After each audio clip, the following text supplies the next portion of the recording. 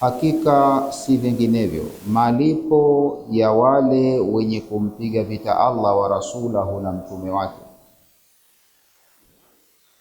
wayasauna fil ardi fasada, na kaeneza katika nchi uharibifu, ufisadi, kuwaharibia watu imani zao, kuwaharibia watu dini zao, kuwaharibia watu silka zao,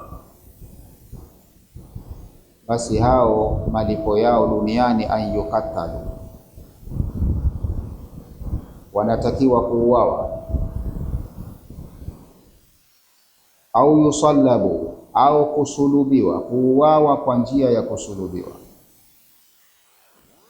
au tukatta aidihim, au kukatwa mikono yao, wa arjuluhum, na miguu yao, min khilafi, tofauti tofauti. Yani mtu akikatwa mkono wa kulia anakatwa na mguu wa kushoto. Au yunfau min al-ardi, au wahamishwe katika nchi. Dhalika, adhabu hizo au kufanya hivyo, lahum khizyun, hiyo ni khizaya, fi dunya, hapa duniani, lakini walahum fil akhirati adhabun adhim, na wao akhira watakuwa na adhabu kubwa kabisa. Huku nyuma tuliona kesi ya mauaji ya Qabil kumuua ndugu yake Habil, alafu Allah akataja malipo ya muuaji yule, asema kwamba mwenye kuua nafsi pasi na nafsi, basi kama kwamba kaua watu wote duniani, na mwenye kuhuisha nafsi moja tu, kama kwamba amehuisha nafsi zote. Sasa huku anakuja kututajia adhabu za watu wengine, innama jazaa'ul ladhina, hakika malipo ya wale watu ambao yuharibuna Allaha, wanampiga vita Allah, wanajaribu kushindana na Allah. Anasema hivi, wao wanasema vingine, Allah anasema hivi, wanafanya vingine. Malipo hao waliokuwa yuharibuna Allaha wa rasulahu, wanampiga vita Allah na mtume wake, wayasauna fil ardi fasada, na wakaingiza katika nchi uharibifu. Na tulisema katika darasa zilizopita kwamba ufisadi, kuingiza ufisadi maana yake ni kwa kufanya mambo ukawaingizia watu mambo ambayo yatawaharibia dini yao. Na wakuta watu wanapata dini yao vizuri, wewe ukafanya utaratibu wa kupeleka jambo au kupeleka watu ambao hawana heshima, hawana maadili, ukawapeleka pale mpaka wale watu wenye maadili yao na wao wakatoka kwenye kawaida yao, waiga wale wageni, basi ni ufisadi katika ardhi. Au watu wako kwenye dini yao wanafuata vizuri, wewe ukafanya mambo ya kuwafanya wale wasiweze kuifuata dini yao, huo ndio ufisadi unaokusudiwa. Kwa hiyo wenye kumpiga vita Allah na wakaeneza katika ardhi fasada, ufisadi, uharibifu, basi malipo ya hawa, yani adhabu yao duniani, ikiwa mfano ingekuwa sheria ya Kiislamu inafanya kazi, an yukatalu, ni kuuawa. Lakini neno fasad linaingia katika maana nyingi, uharibifu wa aina yoyote, hata wizi ni ufisadi vile vile. Wale ambao wanaiwizi, wanawaibia watu kwa kupora, ukiacha mwizi yule anayejulikana kwenye sheria sari, sababu kwenye sheria kuna mwizi na kuna vibaka, kuna na nani tuseme, watu wa ndole mbili wale kisheria, wale watu wa ndole mbili na hawa vibaka wanaokaa njiani wakakaba, hawa kisheria hawaitwi sare, hawaitwi sare, na adabu yao hawa sio ile iliyotajwa kwenye sare. Kwa sare, sariki ni nani? Sariki mwizi hasa, ni yule ambaye anaiba mali ya watu kwa siri, tena ambayo imehifadhiwa pahala kwenye hirzi yake, wanasema imehifadhiwa kwenye kinga yake, anakwenda kwa siri, penya wewe huna habari, anaiba. Huyu ndio anaitwa sari. Hukumu yake ni kukatwa mkono ikiwa atakuwa alichokiiba inafikia thamani ya robo dinari, atakatwa mkono. Lakini kuna wengine Kiswahili wanaitwa wizi, lakini kisheria sio wizi. Wakabaji ni mwizi, Swahili nasema mwizi pia. Yule mwenye kukupiga ndole mbili, wewe umesimama huna habari, akatia vidole vyake vili mfukoni tu, kaja ukajikuta wewe unafika dukani unataka kutumia, ushapimisha vitu, unatia mkono mfukoni, hamna kitu. Huyu kisheria haitwi sari. Hukumu yake si kukatwa mkono. Hukumu za hao ndio hizi atajwa hapa mbele. Huyu hukumu yake ni moja katika hizo zinazofuata: an yukatalu au yusallabu. Atauawa kwa moja katika aina mbili za mauaji. Aidha atauawa kawaida, kama ni kwa kunyongwa, kama ni kwa kupigwa upanga, lakini atauawa an yukatalu au yusallabu, au atasulubiwa, manake atauliwa kwa kusulubiwa mpaka afe. Au tukatta aidihim, au atakatwa mikono yao, wa arjuluhum, anakatwa mkono na mguu. Yule kule mwizi wa kawaida anakatwa kiganja tu basi, labda akiziendelea mara ya pili ndio atakatwa chengine. Huyu yeye antukatta aidihim, watakatwa viganja vyao, wa arjuluhum, na miguu yao, min khilafi, kwa tofauti tofauti. Yani akikatwa cha kulia anakatwa na mguu wa kushoto, atakuwa hapati kwenda kukaba tena, hapati kwenda kupiga roba tena. Au yunfau min al-ardi, au afukuzwe kabisa katika nchi, afukuzwe katika nchi, akataliwe kabisa, bwana hapa utahama, ahamishwe, manake apelekwe huko, ende sehemu isiyojulikana huko, pengine huko atatengenea. Dhalika, hayo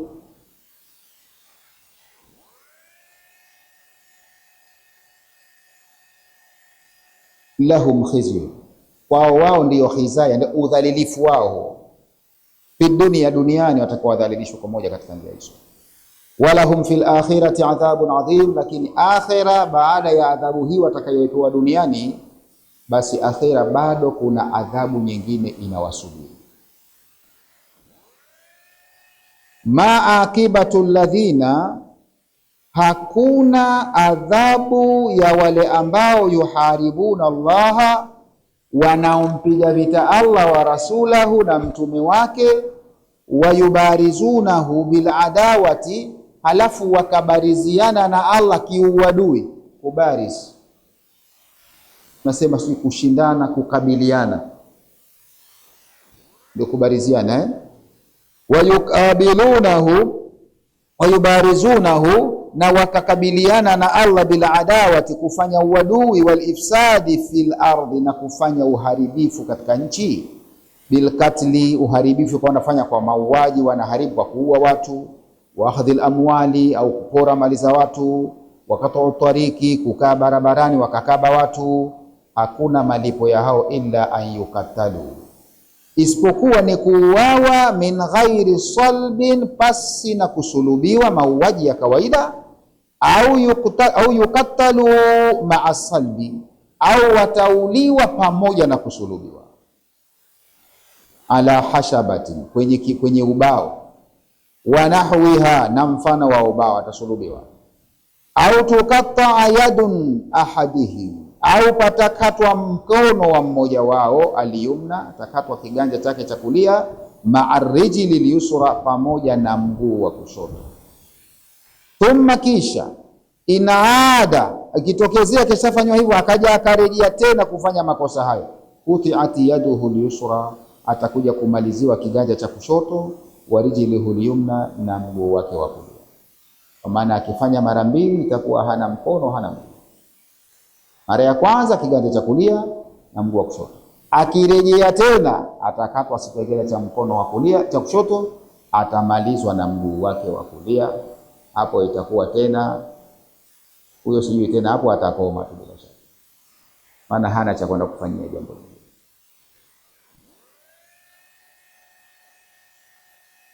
Au yugharrabu fil biladi, au watahamishwa katika miji.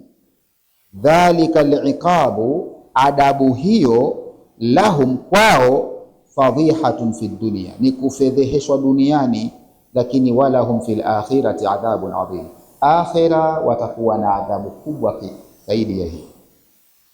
Ma akibatu alladhina, hakuna adabu alladhina, ya kuadhibiwa wale ambao yuharibuna Allaha wa rasulahu, wenye kumpiga vita Allah na mtume wake, wayubarizunahu, na wakabariziana na Allah, bil adawa, kwa kumfanyia uadui, wal ifsadi fil ardhi, na kufanya ufisadi katika nchi, bil katli, kwa kufanya mauaji, wa akhdhi al amwali, na kuchukua mali za watu, wa qat'u tariki, na kufanya kazi ya ukabaji njiani, illa, isipokuwa malipo ya hao, an yuqattalu min ghairi salbi, ni kuuawa pasi na kusulubiwa, au yuqattalu ma'a salbi, au watauawa pamoja na kusulubiwa, ala khashabatin, watasulubiwa kwenye ubao au kwenye mti, wa nahwiha, na mfano wa ubao. Au tukataa yadun, au patakatwa mkono, kiganja, ahadihim, cha mmoja wao, aliyumna, cha kulia, ma'a rijli al-yusra, pamoja na mguu wake wa kushoto. Kwa nyuma walikamatwa wakakatwa vidole, walikuwa baadhi sasa katwa vidole, akatwa kiganja kabisa. Thumma inaada, kisha akirejea kufanya tena ufisadi huo, quti'at yaduhu al-yusra, atakatwa mkono wake, kiganja chake cha kushoto, wa rijluhu al-yumna, na mguu wake wa kulia. Au yugharrabu fil biladi, au watahamishwa katika miji, wafukuziliwe mbali. Dhalika liqabu, adabu hiyo, lahum, kwao, fadhihatan fi dunia, ni fedheha hapa duniani, watafedheheka, lakini walahum fil akhirati adhabun adhim, wao akhira watakuwa na adhabu kubwa zaidi. Illa alladhina tabu, isipokuwa wale ambao watatubia. Mtu alifanya ufisadi, alifanya mauaji, alifanya masuala ya ufisadi, kukaba watu, kuiba mali za watu, lakini akaamua kutubia, akaamua kuacha. Alikaa mwenyewe akafikiria, akaona haya mambo sio. Illa alladhina tabu, isipokuwa wale watakaotubia, lakini kwa sharti, kutubia huko, min qabli an taqdiru alayhi, kabla hamuja wakamata, kabla hamuja wakamata. Mwizi kafikiria kisha kuibia, akafikiria sivyo, akaja kwako, akaja kuomba nini? Samahani bwana, nisamehe kitu chako hichi. Kabla hajakamatwa, manake anakusudiwa hajapelekwa mahakamani, ndio kukamatwa kwenyewe, sio kumkamata wewe. Kabla lile wanasema shauri halijapelekwa wapi? Mahakamani, akatubia hapa. Basi akifanya hivyo, faalamu, tambueni, anna Allaha ghafurur rahim, Allah ni msamehevu, atasameheka kosa lile. Ile adhabu ya duniani pia itakuwa haipo, hatofanyiwa tena, wala hile ya akhira pia itakuwa haipo. Lakini sio kaiba mpaka katiwa mkononi, watu washakwenda mahakamani tena inasema jamani mimi natubia. Kama utatubia pale kweli kweli, Allah atakachoondosha ni ile adhabu ya akhira, lakini hukumu ya duniani lazima utafanyiwa. Sasa kama nkusulubiwa, kama nkukatwa mkono na ndugu, kama nkufukuzwa, madhali umechelewa, hukuleta toba mpaka umefika mahakamani, government imeshakutia mkononi pale, toba yako itakuwa iko ya akhira, lakini adabu ya duniani haianguki. Ili uangushe adabu zote mbili, wewe utubie kabla hujapelekwa katika mashtaka. Ndio ile anasema kwamba zungumzeni kabisa huko nyumbani kwenu, watakasameheana huko, lakini jambo likishafika kwenye sehemu ya sheria kikawaida, katika sheria za Kiislamu, hapo utafaidika, si kwamba ufaidiki, utafaidika na kuondolewa adhabu ya Allah kule akhira. Lakini hizi za duniani zilizotajwa hizi, kwako utabidi lazima usimamishe.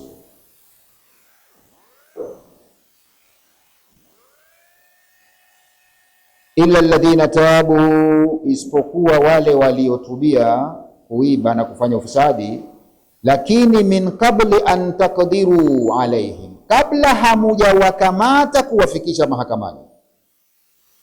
Ikiwa kabla wametubia hamjafikisha mahakamani jambo hilo, faalamu, tambueni, anna Allaha ghafurun, hakika Allah ni msamehevu, anawasamehe, maana yake zile adhabu zote zitaondoka. Rahimu, ana huruma, atawahurumia.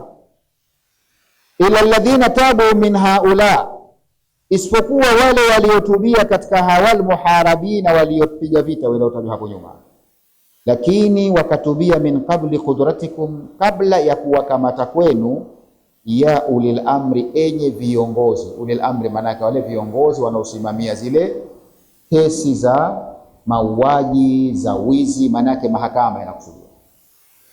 Kabla hamjawakamata, ya ulil amri, enyi viongozi muliomiliki hukumu, kabla ya kuwakamata, alaihim, juu yao. Basi ikiwa ni hivyo, faalamu, tambueni, anna Allaha ghafurun lahum, Allah atawasamehe wao, atawasamehe baada tauba, baada ya kutubia. Rahimun bihim, ana huruma sana kwao. Wa min rahmatihi, na dalili inayoonyesha huruma zake kwao, bihim, kwao, iskati al-iqabi anhum, kule kuwaondoshia ile adabu ile yote, yaonyesha kwamba ana huruma, kwamba wameomba samahani, Allah amewaondoshia ile adabu. Hii ni katika dalili ya kwamba Allah ana huruma, kwamba sasa hutokatwa tena kiganja na mguu, kazuia sasa, basi hii ni huruma. Sasa basi asiuawe tena, asisulubiwe, sasa basi asifukuzwe tena. Hii ni katika huruma. Rahim ni huruma za Allah subhanahu wa ta'ala. Illa alladhina tabu, isipokuwa wale watakaotubia, min haulai almuharibina, miongoni mwa hawa wenye kupiga vita Allah na mtume wake, min qabli qudratikum, lakini kabla ya kuwakamata kwenu, hamjawakamata, ya ulil amri, enyi viongozi, kabla hamujawatia mkononi, enyi viongozi, akaomba samahani. Basi faalamu, tambue, faalaihim, juu yao, faalamu, tambueni, anna Allaha ghafurun, hakika Allah ni msamehevu, anawasamehe lahum wao, baada tauba, pale baada ya kutubia. Tena rahimun bihim, Allah ana huruma sana kwao. Wa min rahmatihi, na miongoni mwa dalili inayoonyesha huruma zake, bihim, kwao, iskatul aqabi anhum, ni kule kuwaondoshea ile adabu wao. Hiyo ni katika dalili ya kwamba Allah ni rahim. Ya ayyuhalladhina amanu, enyi mlioamini, ittaqullaha, muogopeni Allah, wabtaghu ilayhi, na fuateni kwenda kwake, alwasila, zile njia za kumfikia Allah zifuateni. Wajahidu fi sabili, piganieni dini yake, la'allakum tuflihuna, ili mupate kufanikiwa. Ya ayyuhalladhina amanu, enyi ambao mmeamini, ittaqullaha, muogopeni Allah, wabtaghu ilayhi, tafuteni kuelekea kwake, alwasila, njia. Tafuteni zile njia ambazo kwa njia hii nitafika kwake salama, zitafuteni hizo, mzifuate. Wajahidu, miongoni mwa hizo ni kupigania, fi sabilihi, katika dini yake, la'allakum tuflihuna, ili mupate kufanikiwa. Ya ayyuhalladhina amanu, enyi ambao mmeamini, ittaqullaha, muogopeni Allah, bimtithali awamirihi, kwa kutekeleza amri zake, wajtinabi nawahihi, na kujiepusha na makatazo yake. Huko ndio kumuogopa Allah. Watulubul qurba, tafuteni kuwa karibu, minhu, na yeye, biadai, kwa kutekeleza, ma amarakum bihi, kile alichokuamrisheni, walbu'du, na kujieka mbali, amma nahakum anhu, na kile alichokukatazeni nacho, wajahidul kuffara, na piganeni na makafiri, ibtigha mardhatihi, kwa lengo la kutafuta radhi zake, la'allakum tanaluna, ili mupate ma tatlubunahu, kile mukitafutacho mtakipata kwa kufanya hivyo. Matafuta nini? Pepo, bila shaka taipata. Watujannabuna, na mupate kuepushwa, ma turhibunahu, na kile mnachokiogopa ambacho ni moto. Idha kuntum bidhalika, pale mtakaposimamia hayo, basi mtaepushwa na kile mnachokiogopa na kukipata kile ambacho mwakitafuta. Ya ayyuhalladhina amanu, enyi mloamini, ittaqullaha, muogopeni Allah, bimtithali awamirihi, kwa kutekeleza amri zake. Kama kweli wamuogopa Allah ni kutekeleza amri zake, wastinabi nawahihi, na kujiepusha na makatazo yake. Watulubul qurba minhu, tafuteni ukaribu na yeye. Watulubul qurba, tafuteni kuwa karibu, minhu, na Allah, biadai, mutautafuta ukaribu kwa kutekeleza, ma amarakum bihi, kile alichokuamrisheni, walbu'du, na kujitenga, amma nahakum anhu, na kile alichokukatazeni nacho. Wajahidul kuffara, pambaneni na makafiri, ibtighaa mardhatihi, kwa kutafuta radhi zake, la'allakum tanaluna, ili mupate ma tatlubunahu, kile mnachokitafuta mnachokihitaji, watujannabuna, na mupate kuepushwa, ma turhibunahu, na kile mnachokiogopa. Idha kuntum bidhalika, mtafanyiwa hayo pale mtakapoyasimamia hayo.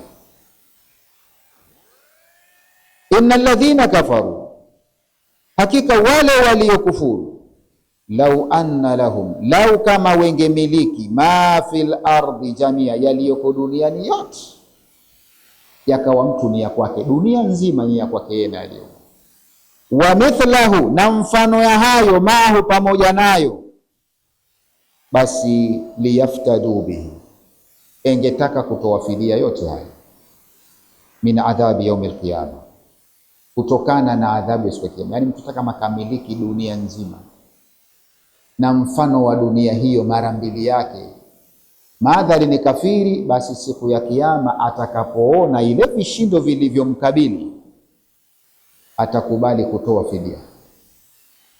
Hizo dunia mbili zote zake alizomiliki, atamwambia Allah, hizo zote natoa, lakini mimi nataka nisalimike na hii adhabu.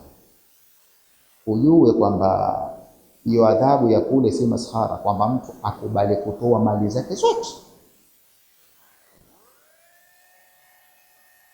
Ingetaka kutoa, lakini hata ingetoa, Allah anasema ma tuqbila minhu, na pasinge kubaliwa. Hakubaliwi hongo. Hongo ni huko, hata kama una kesi kiasi gani, basi ukiwatafuta wahusika wale waliokuwa wachakarikaji wa ufisadi, maana wa ufisadi wanakuwa ni wakuzuia hukumu za watu zisipite, basi ukiwakatia kitu wamezima hicho kitu, itakufa hata kama ulikuwa na kesi kiasi gani. Kila siku kesi itakuwa haina ushahidi. Na washahidi wakijifanya wakaidi sana, basi wanaweza na wakapotezwa pia, basi ukawa ushahidi haupo, ukakuta wewe umesalimika. Akhira hakuna hicho kitu. Hata utoe fidia hongo kiasi gani, haikubaliwi. Wewe lazima ni mkosaji, lazima hukumu ikufike tu. Hutaki hayo, tubia kabla haijafika hiyo siku, basi utasalimika. Lakini kule hakuna hongo za kubaliwa. Ma tuqbila minhum, pasingepokelewa kutoka kwao, wala hum adhabun alim, na watakuwa na adhabu yenye kuumiza. Innal ladhina kafaru, hakika wale waliokufuru, lau anna lahum, hata kama ingekuwa wao wamemiliki, ma fil ardi jamia, yaliyomo duniani yote wamemiliki wao, wa mithlahu ma'ahu, na mfano wa hayo pamoja nayo, liyaftadu bihi, basi wengetoa fidia mambo hayo au mali hizo, min adhabi yaumil qiyamati, kutokana na adhabu ya siku ya Kiyama. Ma tuqbila minhum, basi pasingekubaliwa, pasingepokelewa kutoka kwao hongo hiyo, wala hum adhabun alim, na wao wana adhabu yenye kuumiza tu, adhabu haiwaepuki. innal ladhina kafaru billah, hakika wale waliomkufuru Allah, wa birusulihi, wakakufuru na mitume yake Allah. Lau qudira, lau kama itajaliwa, anna likulli minhum, kwamba kila mmoja miongoni mwao, malaka ma fil ardhi, akamiliki yale yaliyomo ardhini jamia yote, wa mithlahu ma'ahu, na mfano wa hayo pamoja nayo, fakaddamuhu, akenda kuyatoa hayo, liyakufu anfusahum, ili kuzikinga nafsi zao, min adhabillahi, na adhabu ya Allah yaum alqiyama, siku ya kiyama. Ma qubila minhum, pasinge kubaliwa wao, dhalika fida, fidia hiyo, walahum adhabu mujir, na watakuwa na adhabu yenye kuumiza. Innal ladhina kafaru billahi, hakika wale waliomkufuru Allah, wa birusulihi, na mitume yake. Lau qudira, kama itakadiriwa, itajaaliwa, yani tujalie, anna likulli minhum, kwamba kila mmoja miongoni mwao, malaka, anaumiliki ma wa kile ambacho fil ardhi, kilichoko duniani, jamia chote kamiliki yeye, wa mithlahu, na mfano wa hicho, maahu, pamoja na hicho, fakaddamuhu, halafu yote wakenda wakayatoa hayo, liyakufu anfusahum, ili kuzikinga nafsi zao, min adhabillahi, na adhabu ya Allah yaum alqiyama, siku ya kiyama. Ma kubila, hapa kubali. Mahakimu wa siku hiyo na mapipi wake hawakubali hongo kabisa. Ma kubila, hapa kubaliwi kwao. Dhalika alfida, fidia hiyo haitokubalika. Walahum adhabu mujii, na watakuwa tuna adhabu yenye kuumiza. Basi min fawaid alayati, miongoni mwa faida za aya hizi hapa, kwanza kabisa, hurmatu nafsi albasharia. Aya zinaonyesha utukufu au uharamu, bora tuseme utukufu, hurmatu nafsi albasharia, utukufu wa nafsi za binadamu, kwamba au viumbe. Hurmatu nafsi, utukufu wa nafsi albasharia, ya viumbe, kwa maana viumbe nafsi zao ni tukufu sana, kwa hiyo hautakiwi kuzifanyia uadui. Wa anna man sanaha, na kwamba yote atakayezihifadhi nafsi hizo, wa ahyaha, na akazipa uhai, fakaannama faala dhalika, basi inakuwa kama kwamba kayafanya hayo, bijamil bashari, kwa viumbe wote kawafanyia thawabu zake yani.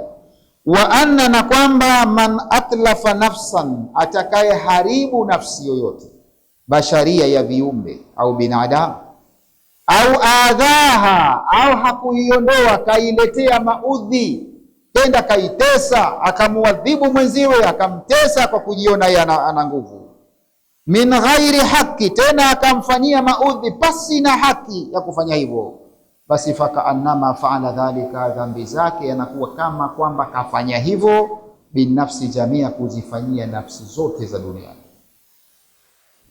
Hurmatu nafsi, utukufu wa nafsi albasharia, za binadamu. Wa anna man sanaha, na kwamba yote atakayezilinda na kuzihifadhi nafsi hizo, wa ahyaha, na akaziachia zikapata uhai wake wa kawaida uliopangwa pasi naye kuingilia kati, basi fakaannama, inakuwa kana kwamba faala dhalika bijamil bashar, amewafanyia binadamu wote duniani kuwa kufanya lile. Lakini pia na kinyume chake, waman atlafa nafsan, atakayeharibu nafsi basharia, ya binadamu, au adhaha, au kamuudhi tu kwa kumfanyia mateso, min ghairi haqqin, pasi na haki yoyote ya kufanya vile, fakaannama faala dhalika, basi adhabu yake na yeye, dhambi zake na yeye, fakaannama faala dhalika, kama kwamba kalifanya hilo, binnasi jamia, kuwafanyia watu wote duniani. Pili, uqubatu alladhina yuharibuna Allah, adabu ya wale wenye kumpiga vita Allah, wa rasulahu, na mtume wake, mimman, miongoni mwa wale ambao, yufsiduna, wenye kufanya uharibifu duniani, bilkatli, kwa kufanya mauaji, walintihabi, kupora amwali, mali, wakatu turki, kukaa njiani wakakaba watu. Hiya adhabu za hao hizi zifuatazo. Kwanza, alqatlu bila salbi, kuuliwa pasi na kusulubiwa, au ma'asalbi, au kuuliwa pamoja na kusulubiwa, au qat'ul atrafi, au ni kukatwa viganjwa vyao, min khilafi, tofauti tofauti, ayani au bitagharibihim, au kwa kuhamishwa min albiladi, katika miji. Wa hadha, na hii itategemea ala hasbi ma sadara minhum, kwa mujibu wa kile kilichotokea kwao. Si kwamba mtu atachagua tu kikawaida kawaida. Hapa itachaguliwa adabu hizi kwa mujibu wa ile ifisadi aliyoifanya, kwamba ikionekana fisadi aliyoifanya ni kubwa zaidi, haitokuwa sahihi kusema huyu ahamishwe tu, itakuwa sio sahihi. Usahihi maana yake ni kuondoshwa. Lakini fisadi aliyofanya kidogo, imeshuka kidogo, basi atachaguliwa ile katika hizi zile zilizokuwa zina unafuu kidogo, pengine kama ya kuhamishwa. Imezidi kidogo, itatafuta yenye unafuu kidogo, pengine ni kukatwa viganja vyake cha mkono na mguu. Lakini ngoma ikiwa fisadi yake ni kubwa zaidi, ayukatalu bwana wewe, na ni kuondoshwa, au wawe tena, atauawa katika moja ya njia mbili, ima kwa kusulubiwa, ima kwa kufanyiwa mauaji ya kawaida watakayoamua kiongozi au hakimu atakapohukumu. Kusema huyu auawe kwa kunyongwa, atanyongwa. Sema huyu auawe kwa dharba riqabi, kukata shingo yake, itakwenda. Akisema huyu bwana auawe kwa kupigwa risasi, atapigwa risasi, alimradi auawe.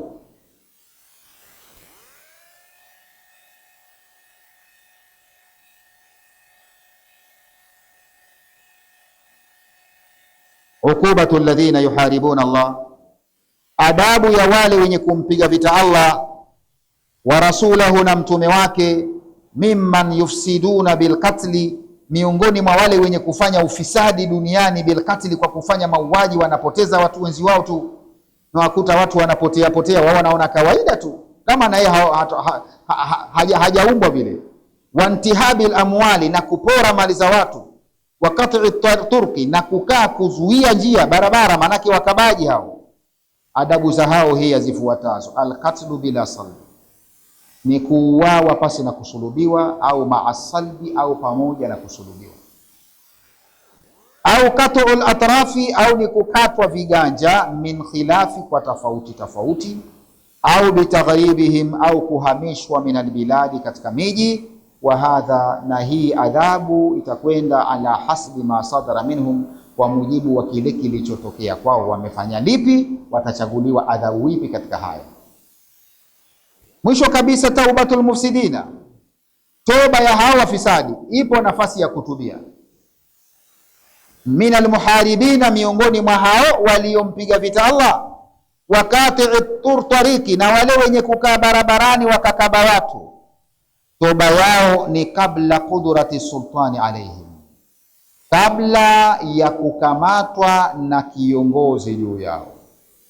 Ikiwa wanatubia hivyo, basi tujibul afu, itawajibisha kupata msamaha. Madhali wametubia kabla sultani, kwa maana ya hakimu, kwa maana ya mahakama, haijafika kesi mahakamani, basi tujibul afu, itawajibika kusameheka. Kwa hiyo watu wanayo hiyo nafasi. Mtu kaharibu, tuko pamoja, hata una kijana wako, Allah atuepushe na hayo. Basi pengine saa nyingine inatokea bwana, wewe ukawa ni mtu mzuri, lakini ukawa na kijana wako kapinda na akakutia shida kweli kweli. Basi ikitokea kaharibu kama hivyo, basi unatakiwa wewe ukae na kijana wako, umpe darasa kiasi ambacho aone kwamba hili ninalolifanya silo. Kabla ya aliyeharibiwa hajenda mahakamani, hajenda polisi, wewe ndiyo kimbilia kumuwahi kwenda kumtaka samahani. Lakini leo iko tofauti, aliyeharibiwa akufuata wewe, aja kwambia bana, kijana wako wewe ndio wamletea jeuri bwana, hajafanya chochote bwana, hebu toka hapo. Alafu kesi ukija kiona ishakukalia vibaya, ndio unaanza kuja matawia chini, waomba samahani. Utakuwa umechelewa, utakuwa umechelewa. Lifanye hilo, litafute kabla an takdiru alayhi. Fanya hivyo, Allah ni msamehevu, ana huruma. Lakini iwe kweli kaamua kutubia, sio ikawa wewe fanya hivi kila siku msamana, maana katubia kumbe hajafanyaje, hajatubia. Asubuhi enda iba chingine, ionekane kwamba ni kweli kakoma kwenye riba.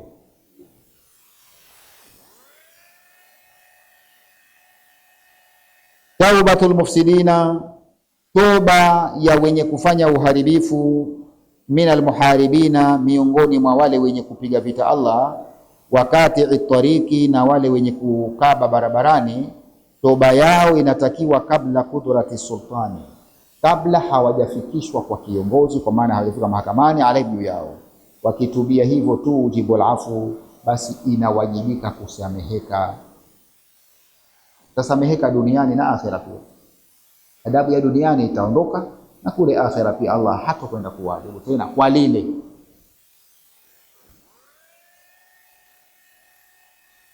Yuriduna, eti wanataka makafiri, an yakhruju minan nari, wanataka watoke motoni. Allah anasema wama hum bikharijina minha, wala hawatakuwa wenye kutoka kabisa huko. Wala hum adhabu muqim, na watakuwa na adhabu ya kudumu. Yuriduna, wanataka au watataka, an yakhruju minan nari, watataka kutolewa motoni watoke. Lakini wama hum bikharijina minha, hawatakuwa wenye kutoka motoni. Wala hum adhabu muqim, na watakuwa na adhabu ya kudumu kabisa. Yuriduna alkhuruja minan nari, watataka watolewe motoni. Idha dakhaluha, pale watakapoingia. Wakishaingia watataka kutoka. Wa anna lahum dhalika, wapi na wapi wao jambo hilo halipo. Falan yakhruju minha, hawatatoka hapo.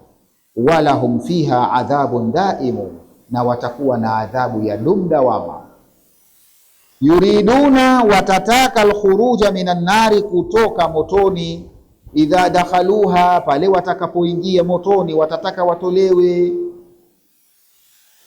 Lakini wa anna lahum dhalika, wapi tokea lini, wapi na wapi wao kulipata hilo.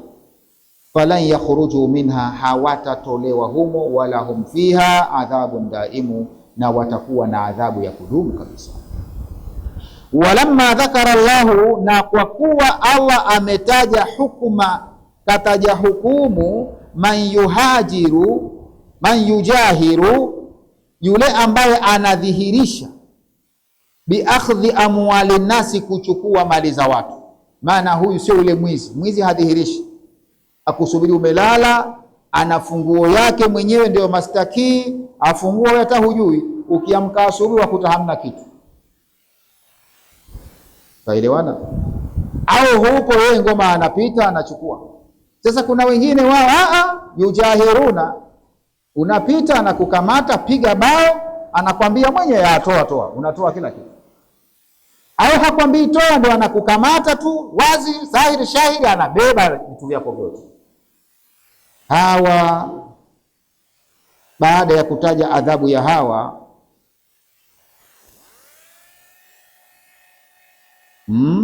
biakhdhi amwali nasi, ambao wanachukua mali za watu dhahiri. Sasa bayana, Allah anakuja kubainisha hukumu man yaakhudhuha khufya, ya wale wenye kuzichukua mali za watu kwa siri, kwa kuficha. Ndio yule mwizi. Sasa kwa lugha ya mwizi unamuita anakuja kutaja hukumu ya wale sasa. Wa huwa sariq, ambaye ndio yule anaitwa sariq. Yeye huyo haji waziwazi, huyu kwa kificho ficho anakuja kukunyemelea hivi, akiona ayupo anarudi, asubiri huko kabisa. Fakala, akasema, walamma dhakara Allahu, baada ya kutaja Allah hukumu man, ya yule ambaye yujahiru, anayedhihirisha, biakhdhi amwali nasi, kuchukua mali za watu dhahiri. Sasa bayana hukuma, anakuja kubainisha hukumu man yaakhudhuha khufya, mwenye kuchukua mali za watu kwa kujificha. Wa huwa sariq, na huyo kisheria ndio anaitwa sariq, mwizi. Wale wengine sio wizi, ndio tunaita vibaka kwa Kiswahili.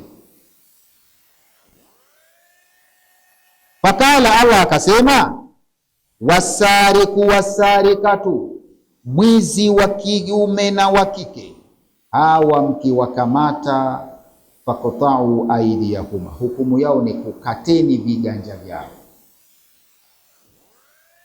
Na maana huyo kidogo adhabu yake impungua, maana yake tena kwa huyu kidogo ana afadhali, angana akuibia na haya. Wewe unaiba hata haya huna bwana, mbele ya macho yake mtu. Wewe adhabu yako lazima iwe kubwa zaidi. Huyu anakatwa kiganja tu, hakatwi na mguu. Tuko pamoja eh? Labda akirudia tafika wakati atakatwa na miguu naye, lakini kwa kawaida mwanzo yeye anakatwa kiganja tu. Faqta'u aydiyahuma, kateni viganja vyao. Jazaan, hayo ndiyo malipo, bima kasaba, kwa kile walichokifanya. Nakalan min Allah, hiyo ni kemeo, ni adhabu kutoka kwa Allah. Wallahu azizun, na Allah ana nguvu, ndio maana akasema kateni. Lakini hakimu, Allah ana hekima, anajua kwamba dawa ya hili ni kukata kiganja, si kuwafunga. Kuwafunga sio dawa. Ni mnaona afungwe miaka 5 funzo kwa wengine. Nasema kulikuwa funzo kwa wengine, sio kwake yeye. Tuko pamoja? Funzo kwa nani unajua? Kwa watoto wake. Wanaposema watu wanakusudia funzo kwa wizi wengine, si ndio? Lakini inakuwa funzo hata sio kwa wizi wengine, funzo kwa wanawe ndio wanaojifunza. Maana yake sasa hawana wa kuwaletea pembe, yuko mahabusu. Yuko wapi? Gerezani. Kwao ni funzo sasa. Maskini wafunzwa wao, ambao maskini wao hawahusiki na dini. Lakini sheria ya Kiislamu inataka bwana, hebu ondoa hichi tu, atakana kuwatafutia mihogo watoto wake baadaye.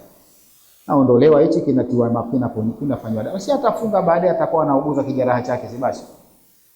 Kwani hawako watu wana mkono mmoja huko wanafanya kazi na wanakwenda zao, japo kufanya atahangaikia pa kwenda kukopa, atakwenda akakope, watoto wake watakuwa bado wapo pale pale, wanaendelea na kupata nini? Huduma kwa mzee wao au kwa kijana wao. Kwa hiyo Allah asema, akamalizia aya kwa kusema yeye ni aziz, ana nguvu. Nguvu zake ndio maana akatoa amri vipi? Kukata. Kama hana nguvu hawezi kusema kata.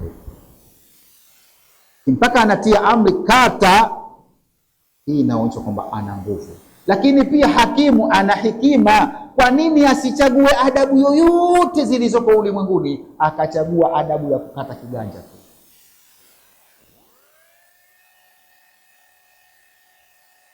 Maana itakuwa funzo. Huyu akishaondolewa hichi, shehe hindi kuiba tena bwana, na akaenda tena kuiba huyo, tena huyo kashakubuhu. Huyo kashakubuhu kule kwa tukasema kashakubuhu. Lakini akiondolewa kiganja huyo, basi tena hawezi kwenda kuiba.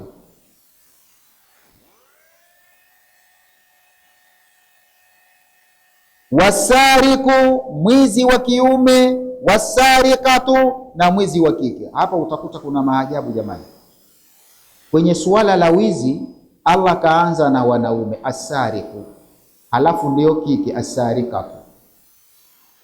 Kwenye zinaa katajwa mwanamke mwanzo, azaniatu wazani, kuonyesha kwamba kwenye masala ya wizi wanaume shekhe ndio hasa wanahusika zaidi na jambo hilo. Wanawake wakiingia kwenye wizi, yani inakuwa kama ni kujiaibisha tu kwao, yani si katika hobi yao kabisa. Lakini jambo hili mara nyingi ni wanaume, ndio maana Allah kaanza na wanaume asariku wasariqa. Lakini kwenye zinaa wanawake ndio wenyewe. Wanaume kwenye hilo wanajiingiza tu au huingizwa tu. Ndio maana wakatajwa kule wanawake mwanzo, azaniatu wazani. Wao ndio wasababishaji wakubwa katika zinaa. Naam, wasariku wasariqatu, mwizi wa kiume na wa kike, mkiwakamata kwa ushahidi kamili na walichokiiba kikafikia kiwango cha kukatwa viganja, faqta'u aydiyahuma, kateni viganja vyao. jazaa, hicho ndiyo kilipo cha kulipwa wao, bima, kwa kile ambacho kasaba, walichokifanya. Wamefanya kosa hilo, basi adabu yao ni hiyo, bima kasaba, kwa kile walichokichuma, yani walichokifanya. Nakala min Allah, hiyo ndiyo adabu, kemeo kutoka kwa Allah. Wallahu azizun hakimu, na Allah ana nguvu lakini ana hikima. Wasariku wasarikatu, mwizi wa kiume na wa kike, faqta'u ayyuha alhukami.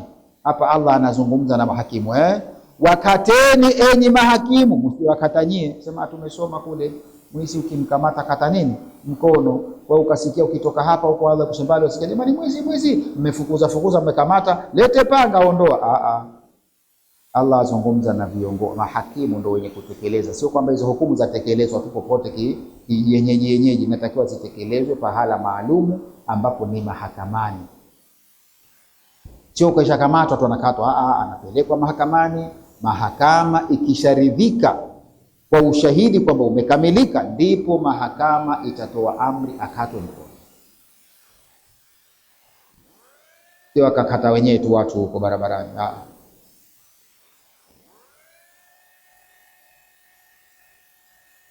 Faqta'u ayuha alhukami, kateni enye viongozi mahakimu, aliyadi, kateni mkono, liumna, kiganja cha kulia, likulli minhuma, kwa kila mmoja katika wawili hao. Hiyo ni nini? Mujazati lahuma, ndio jaza yao, wa ukubata min Allah, na ni adabu kutoka kwa Allah, ala martakabahu, kwa lile walilolifanya, min akhadhi amwali nasi, kutokana na kuchukua mali za watu, bighairi haki, pasi na haki, wa tarhiban, na hii inakuwa ni kuwatisha, lahuma, kuwatisha wao, walighairihima, na wengine wenzi wao. Wengine wanao watapata funzo, tatishika kwamba mwenzangu kishatolewa mkono, na mimi nikiendelea nikishikwa naondoka hicho. Wallahu azizun, na Allah ana nguvu, la yaghlibuhu shay'un, hashindwi na kitu. Hakimun, ana hikima sana, fi taqdirihi, katika kukadiria kwake mambo, wa tashri'ihi, na kuweka kwake sheria mambo.